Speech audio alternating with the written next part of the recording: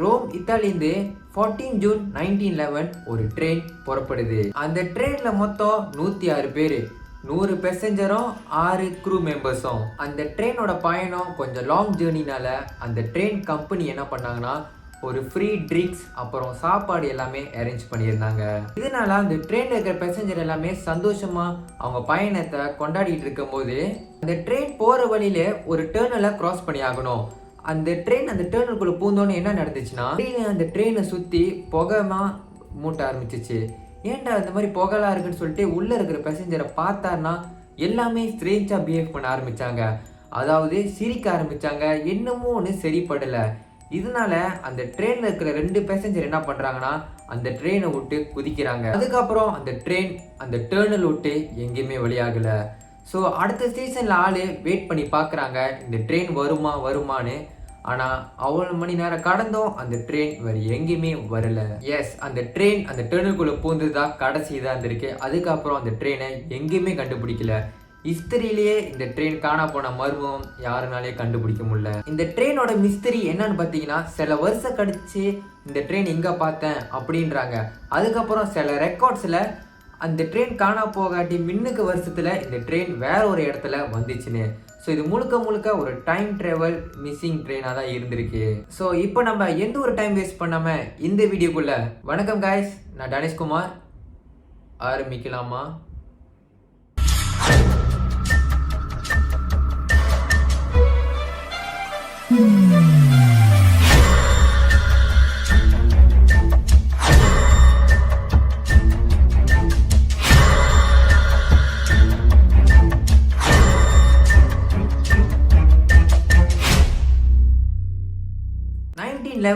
Italy இருக்கிற ஜெனித்தின்னு ஒரு company அவங்க புது ட்ரெயினை லான்ச் பண்றாங்க. இந்த மாதிரி ட்ரெயின் அவங்க லான்ச் பண்ணும்போது அவங்களுக்கு கஸ்டமர் பிடிக்கணும். ஸோ இதனால அவங்க அட்வர்டைஸ் எப்படி பண்றாங்கன்னா இது ஒரு பணக்காரங்களுக்காகவே இந்த ட்ரெயினை ஒரு ஃப்ரீ ரைட் விடுறாங்க. இந்த ட்ரெயின் எங்க டெஸ்டினேஷன் ஆரம்பிக்குதோ கடைசி எங்க போதோ அங்கே நீங்க ஃப்ரீயா ரைட் போகலாம். அந்த கம்பெனி இந்த மாதிரி ஆஃபர் விட்டோன்னே இதனால எல்லாமே அந்த ஆப்பர்ச்சுனிட்டியை விடல. அவங்க எல்லாமே இந்த ட்ரெயின்ல டிராவல் பண்ணோன்னு ஆசையும் பட்டாங்க. ஸோ இதனால அந்த ட்ரெயின்ல மொத்தம் 100 பேசஞ்சரும் 6 எம்ப்ளாயீஸும் ஏறி போனாங்க.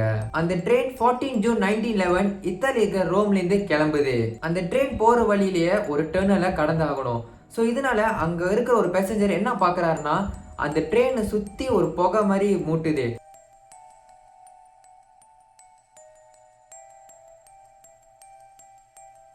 ஸோ இது ஒரு பெரிய ஒரு ஃபாக்கா இருந்திருக்கு. ஏன் இந்த மாதிரி இருக்கணும், ஏன் வித்தியாசமா இருக்கு? அதுக்கப்புறம் அவர் என்ன நோட்டீஸ் பண்றாருன்னா அந்த ட்ரெயின்ல இருக்கிறவங்க எல்லாமே ஸ்ட்ரேஞ்சா பிஹேவ் பண்ண ஆரம்பிச்சாங்க.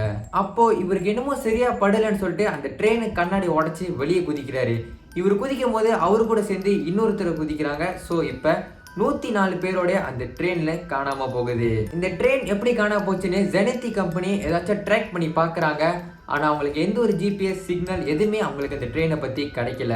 அதுக்கப்புறம் தான் அந்த ட்ரெயினில் தப்பிச்ச 2 பேசஞ்சர் சொல்றாங்க இந்த மாதிரி அந்த ட்ரெயினுக்கு நடந்துச்சு, ஆனா அதுக்கு அங்கிட்டு அந்த ட்ரெயின் எங்க போச்சுன்னு எங்களுக்கு தெரியல அப்படின்னு அவங்க போய் இந்த கம்பெனி கிட்ட சொல்லியிருக்காங்க. அதுக்காகிட்ட அந்த ட்ரெயினை பத்தி வேற எங்கேயுமே கண்டுபிடிக்கல.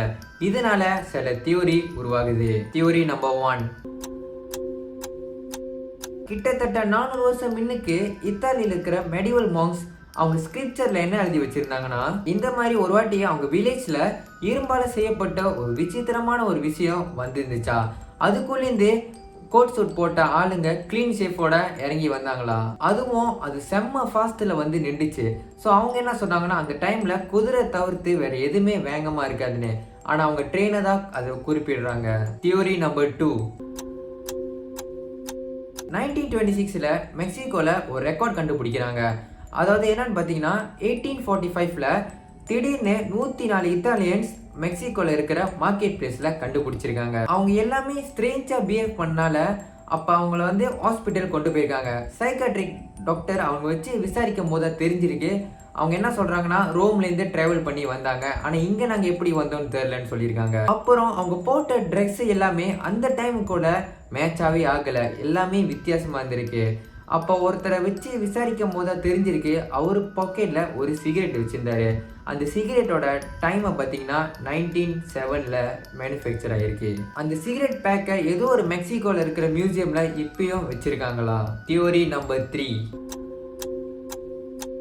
அக்டோபர் 29, 1955ல யுக்ரைன்ல இருக்கிற ஜவாலிச்சின்னு ஒரு சின்ன டவுன்ல ஒரு ட்ரெயின் ஸ்டேஷன் இருந்திருக்கு. அந்த சிக்னல் மேன் திடீர்னு என்ன பாக்குறாருன்னா, ஒரு பழையகாலத்து ட்ரெயின் அந்த ட்ராக்ல வந்துகிட்டு இருக்கு.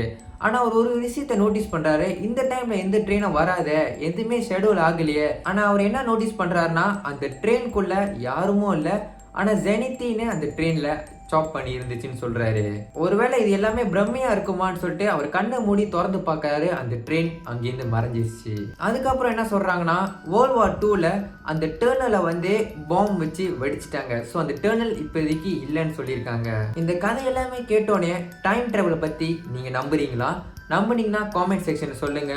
ஆனா இந்த ட்ரெயினோட முழுக்க கதை வந்து ஒரு ஏர்பன் லெஜெண்ட் தான். ஏர்பன் லெஜெண்ட்ஸ்னா என்னன்னா, ஒரு கதை வந்து காதுக்கு பேசப்பட்ட கதை. அப்புறம் நிறைய பேர் அதை பிலீஃபும் பண்ணுவாங்க. ஆனா ப்ராப்பரா எந்த ஒரு ரெக்கார்ட்ஸ் எவிடன்ஸோ இருக்காது. என்னதான் ஏர்பன் லெஜெண்ட் ஸ்டோரியா இருந்தாலும் இந்த கதை ஒரு இன்ட்ரெஸ்டிங்கான வேற லெவலா தான் இருந்திருக்கு. இந்த ட்ரெயினோட ஹிஸ்டரி பத்தி நான் ஃபர்தரா தேடி பார்த்தேன். ஆனா எந்த இதுவும் இந்த பத்தி போடவே இல்லை. ஸோ வந்து குறிப்பிட்ட பிளாக் ஸ்பாட்ல தான் இந்த கதையை நான் எடுத்தேன். ஸோ இந்த கதையை பற்றி நீங்கள் என்ன நினைக்கிறீங்க? இது நம்பலாமா இல்லை நம்பக்கூடாதான்னு? ஸோ ஃபைனலி இந்த வீடியோ எனக்கு வந்தாச்சு. யார் இந்த வீடியோ பார்த்துட்டீங்களோ சப்ஸ்கிரைப் பண்ணலையோ சப்ஸ்கிரைப் பண்ணுங்க. அப்படியே இந்த பெல் ஐக்கன் கிளிக் பண்ணுங்க. நம்ம அடுத்த ஒரு இன்ட்ரெஸ்டிங்கான வீடியோவில் பார்ப்போம். Signing off, Dhanesh Kumar.